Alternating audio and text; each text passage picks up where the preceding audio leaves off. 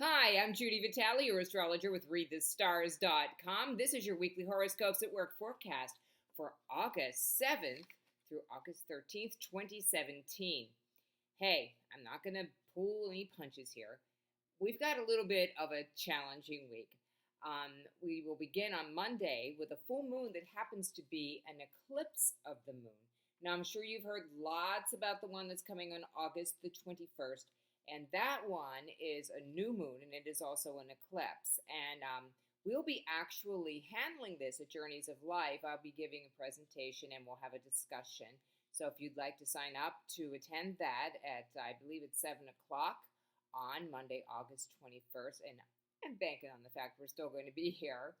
It's called Managing Eclipse Energy. So rather than getting all out of control because we're having an eclipse, I would like you to feel about how you're going to manage. And that goes also for this eclipse. Now, eclipses happen all the time and they hit different parts of the world. And given that the one on the 21st is a total and it's coming right across the United States, everybody's very, very excited about it.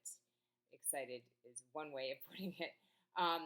We're also having an eclipse on Monday, August 7th, and it's taking place at 15 degrees of Aquarius. So if you have any kind of representation in your chart in Aquarius or Leo, Scorpio, or Taurus around those degrees, around that degree, 15, 16, you're going to feel this pretty strongly. I've already got a few reports from people telling me that, hey, it hit.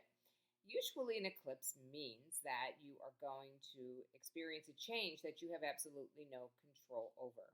So it is your job to accept the change and get creative and have faith that whatever happened, even if you didn't want it to happen, was probably for your best interest anyway. So the eclipse on Monday is going to take place at 2:11 p.m. So you might notice that. Give it also a moment to just look at what's coming to fruition for you.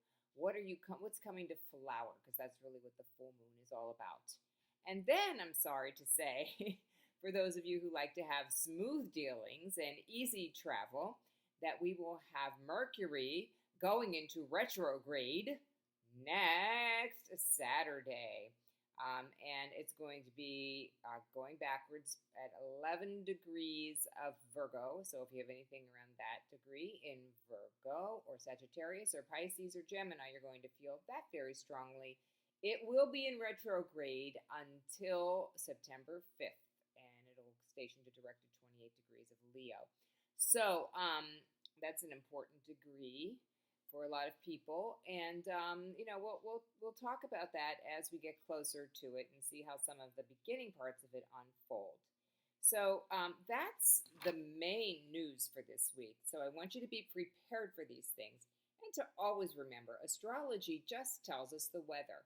So I guess my advice this week is to carry an umbrella with you. There may be a few storms of various natures around you and you'll need to be protected. But it doesn't mean that you need to curl up into the fetal position or not go out of the house. It just means that you need to be prepared and ready to accept the challenges and just go right up there and meet them. So Monday obviously is going to be a high energy kind of very emotional day. It always is with a full moon, but this will be an eclipse, so it's going to be even stronger.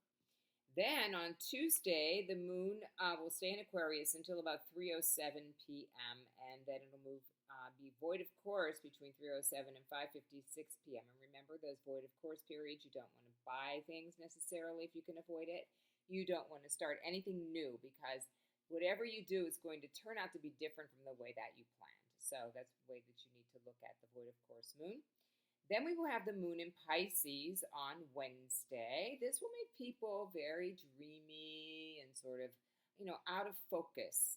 And it's going to be accentuated thanks to a nice trine from Venus, which also, adds romance. But more important, we will have an occultation, which means that the moon and Neptune will not only be at the same degree when they are conjoined, they'll also be at the same declination. So there will be a special alignment between the moon and Neptune.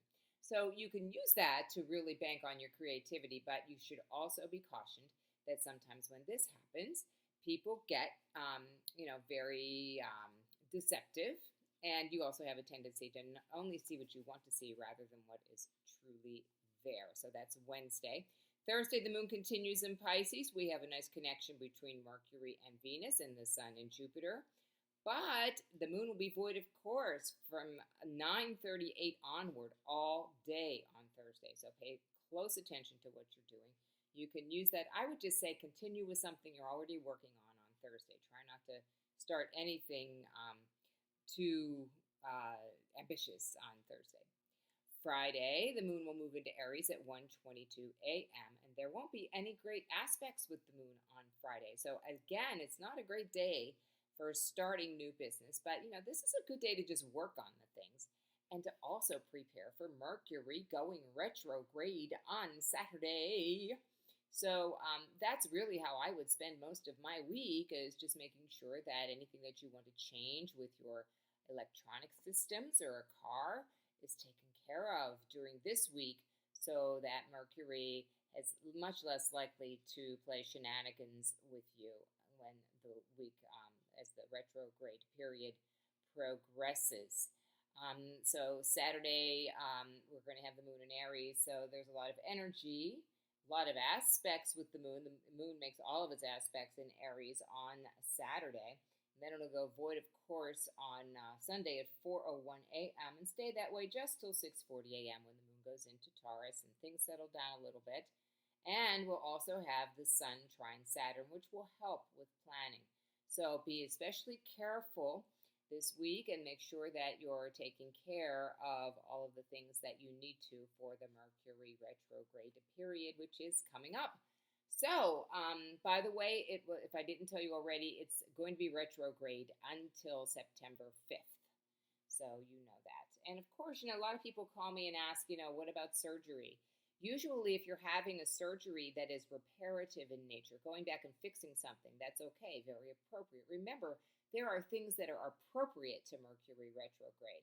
For example, if you want to prepare something to be launched after the retrograde period, that is appropriate.